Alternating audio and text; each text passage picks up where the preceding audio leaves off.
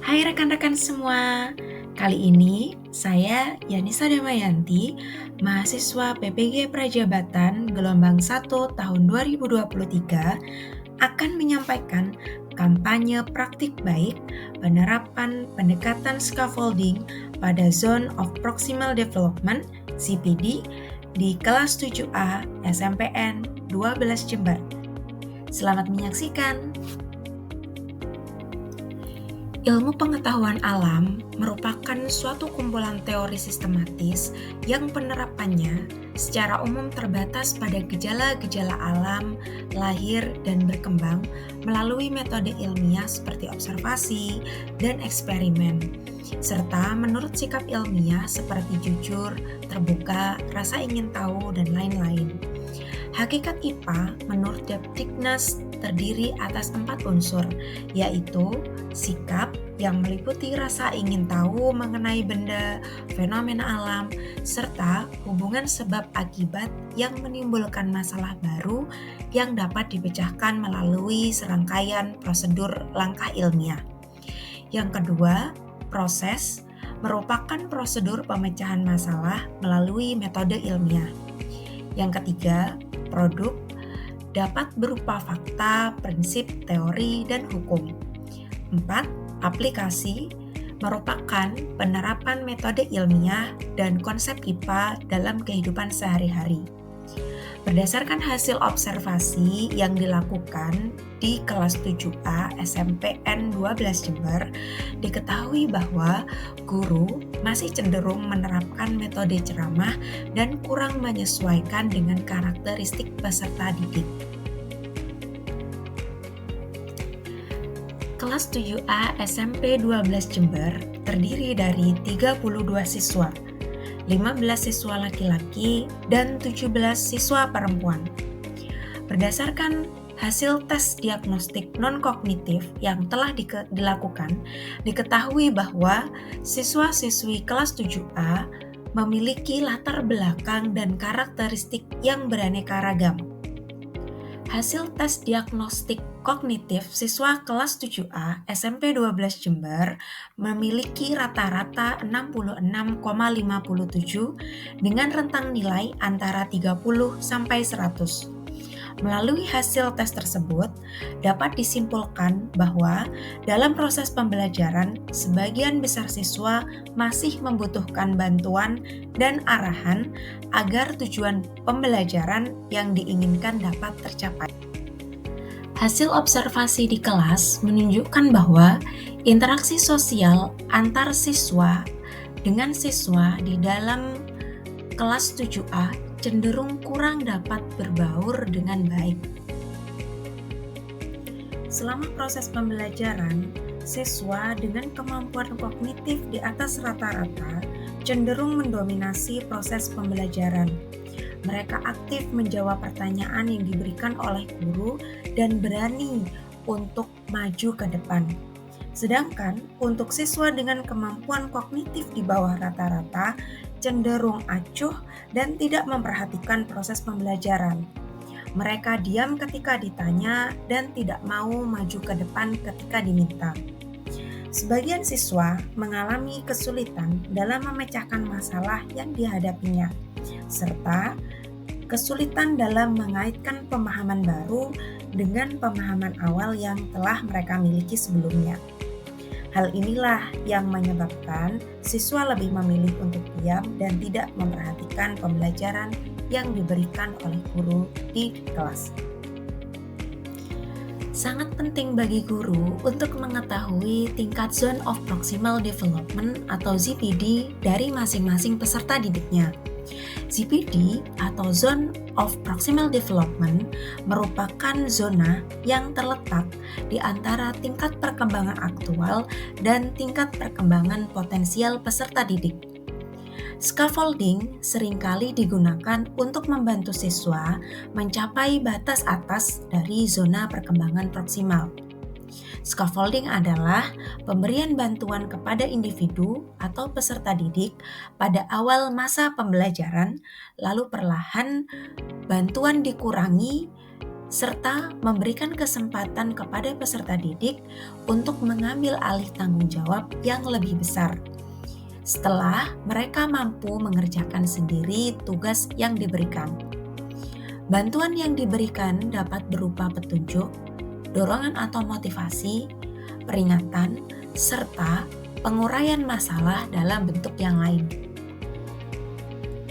Peserta didik memiliki kemampuan aktual dan kemampuan potensial yang sangat beragam, sehingga diperlukan strategi pembelajaran scaffolding yang tepat agar kemampuan potensial siswa dapat berkembang secara optimal. Guru dapat menggunakan model pembelajaran kolaboratif dan kooperatif yang dapat membuat siswa berinteraksi secara langsung dan saling memunculkan ide-ide pemecahan masalah yang efektif dalam masing-masing ZPD peserta didik. Dalam penerapan scaffolding pada zone of proximal development, guru memiliki peranan yang sangat penting. Yang pertama, guru berperan sebagai motivator yang memberikan rangsangan agar siswa aktif dan memiliki semangat untuk berpikir. 2. Guru berperan sebagai fasilitator yang membantu menunjukkan jalan keluar bila siswa menemukan hambatan dalam proses berpikir. Yang ketiga, guru berperan sebagai manajer yang mengelola sumber belajar. 4. Guru berperan sebagai rewarder atau pemberi hadiah yang memberikan penghargaan pada prestasi yang dicapai siswa, sehingga siswa mampu meningkatkan motivasi yang lebih tinggi dari dalam dirinya. Penerapan scaffolding pada Zone of Proximal Development (ZPD) mata pelajaran IPA pokok bahasan Kalor di kelas 7A SMP 12 Jember. Tahapan-tahapan penerapan scaffolding pada Zone of Proximal Development (ZPD) yang telah dilakukan oleh guru yaitu yang pertama, guru membuat asesmen diagnostik kognitif dan non-kognitif guna menentukan tingkat perkembangan setiap peserta didik untuk menentukan zone of proximal development masing-masing peserta didik. Penerapan scaffolding pada zone of proximal development mata pelajaran IPA pokok bahasan Kalor dilakukan dengan membagi siswa menjadi beberapa kelompok. Siswa dengan kemampuan kognitif tinggi disebarkan di beberapa kelompok dengan tujuan untuk memberikan scaffolding atau bantuan kepada rekan sekelompoknya yang lain. Guru mempertimbangkan hubungan interaksi sosial antar siswa dengan memisahkan siswa yang cenderung sering berkonflik. Penentuan ZPD masing-masing siswa didapatkan dari hasil tes diagnostik kognitif dan non-kognitif serta hasil observasi selama sebelum proses mengajar terbimbing. Dengan mempertimbangkan tujuan pembelajaran dan karakteristik peserta didik, guru memilih menggunakan model Freire. Guru memberikan bantuan pada awal proses pembelajaran guna memperlancar proses diskusi. Namun, secara perlahan, guru memberikan kesempatan kepada siswa dengan kemampuan kognitif tinggi untuk membimbing rekan sekelompoknya dalam menyelesaikan tugas yang diberikan. Selama proses diskusi, guru berkeliling untuk memantau jalannya diskusi, memberikan motivasi, dan menunjukkan jalan keluar apabila siswa mengalami hambatan. Peserta didik diminta untuk mempresentasikan hasil diskusi yang telah dilakukan di depan kelas. Peserta didik dari kelompok yang berbeda dapat memberikan tanggapan atau saran terhadap hasil presentasi. Melalui proses ini, guru dapat mengecek hasil belajar yang telah dicapai oleh peserta didik dan memberikan umpan balik konstruktif untuk membantu peserta didik memahami materi pembelajaran. Peserta didik diajak untuk melakukan refleksi dan umpan balik terhadap proses pembelajaran guna memperbaiki proses pembelajaran selanjutnya.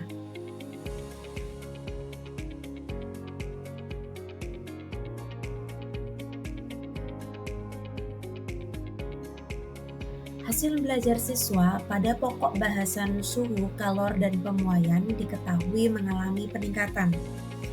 Ketika diberikan pertanyaan dan diminta untuk menjelaskan konsep suhu, kalor, dan pemuaian, banyak siswa yang berani dan mau untuk menjawab pertanyaan. Berdasarkan hasil observasi yang dilakukan selama proses pembelajaran, siswa lebih aktif dan mampu berinisiatif dalam melakukan diskusi. Untuk siswa dengan kemampuan mahir, mampu memberikan bantuan dan dorongan kepada rekan sekelompoknya. Untuk siswa dengan kemampuan kognitif rendah, mampu dan berani untuk ikut berdiskusi dan maju di depan kelas. Namun, masih ada 2 kelompok siswa yang mengalami hambatan karena siswa dengan kemampuan mahir belum mampu berkomunikasi dengan rekan sekelompoknya. Sedangkan siswa dengan kemampuan kognitif di bawah rata-rata cenderung sangat pasif, sehingga akhirnya kegiatan diskusi tidak dapat berjalan dengan baik. Berdasarkan hasil tes formatif yang dilakukan di akhir proses pembelajaran, siswa mendapatkan nilai rata-rata 89, mengalami peningkatan yang cukup baik dibandingkan dengan hasil tes diagnostik kognitif yang dilakukan pada awal proses pembelajaran. Rata-rata hasil tes sumatif siswa pada pokok bahasan suhu, kalor, dan pemuaian juga mengalami peningkatan, walaupun masih ada sebagian siswa yang masih belum mencapai nilai KKM. Dapat disimpulkan bahwa penerapan scaffolding pada Zone of Proximal Development (ZPD) peserta didik mampu meningkatkan pemahaman dan keaktifan siswa di dalam kelas. Namun menurut saya, penerapannya masih perlu dimaksimalkan agar terjadi peningkatan yang cukup besar dalam segala aspek pembelajaran siswa. Guru berperan penting dalam memberikan bantuan serta arahan yang diperlukan oleh setiap kelompok peserta didik. Guru hendaknya mempertimbangkan karakteristik siswa dalam setiap anggota kelompok. Kelompok siswa yang dapat berkomunikasi dengan baik, di mana siswa dengan kemampuan mahir dapat memberikan bantuan kepada rekannya yang masih kurang mahir. Guru dapat memberikan sedikit bantuan serta motivasi, lalu perlahan mengurangi intensitas bantuan tersebut.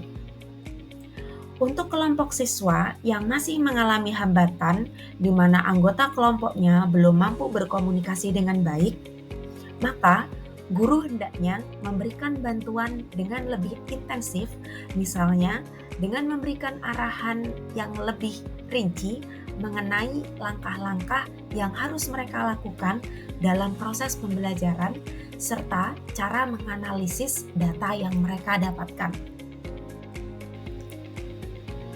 Sekian pemaparan yang dapat saya berikan. Terima kasih dan sampai jumpa di video selanjutnya.